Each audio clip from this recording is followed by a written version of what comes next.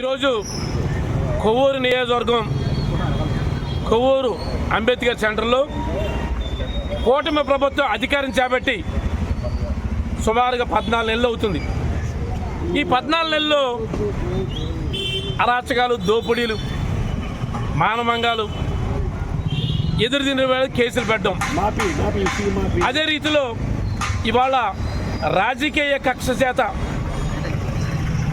Rajampet MP అయిన మిథున్ రెడ్డి గారిని liquor scam కింద లేని స్కామ్ తీసుకొచ్చి ఇవాళ అరెస్ట్ చేయడం జరిగింది. దాన్ని నిరసిస్తూ ఇవాళ దళితులు ఆశాజ్యోతి అయిన మన డాక్టర్ బిఆర్ అంబేద్కర్ రాజ్యాంగం రచించిన అంబేద్కర్ వద్ద నివాళులర్పిస్తూ కొవ్వూరు ర్యాలీని చేయడం జరిగింది. ఎందుకంటే ఇవాళ ఏది చేసినా మేమంతా కూడా శాంతియుతంగా చక్కని పరిపాలన చేయడం కోసం జగన్మోహన్ 5 సంవత్సరాలు కూడా చేసుకొచ్చారు. కానీ వాళ్ళ మీరు కోరిపితే అబద్ధాలు, మీరు ఎలక్షన్ ముందు అబద్ధ వాగ్దానాలు ఇచ్చారు. సూపర్ 6 అన్నీ అన్నారు, ఇంకా ఎన్నో వాగ్దానాలు ఇచ్చారు. ఆ సూపర్ 6 కూడా గతి లేదు.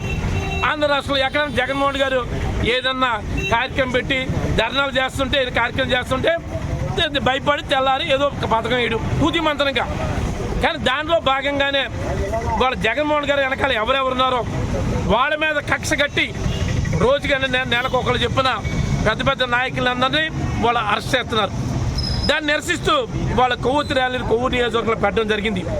ఎందుకంటే అసలు లేనిపోని స్కామ్ అది, లిక్కర్ స్కామ్ అనేది లేదు. 2014-19 మధ్యనే చంద్రబాబు నాయుడు గారే ఆ రోజుల్లో దీని మీద స్కామ్లో ఉన్నాడు, వాళ్ళ కొడుకు కూడా ఉన్నాడు ఇందులో. కానీ వాళ్ళ తూతు మంత్రంగా వాళ్ళు ఎవరైనా ఎదురుతుంటే వాళ్ళు కేసులు పెట్టి వాళ్ళు తూతు మంత్రంగా చేసే కార్యక్రమం చేసే భాగంలో వాళ్ళు చేస్తున్నారు.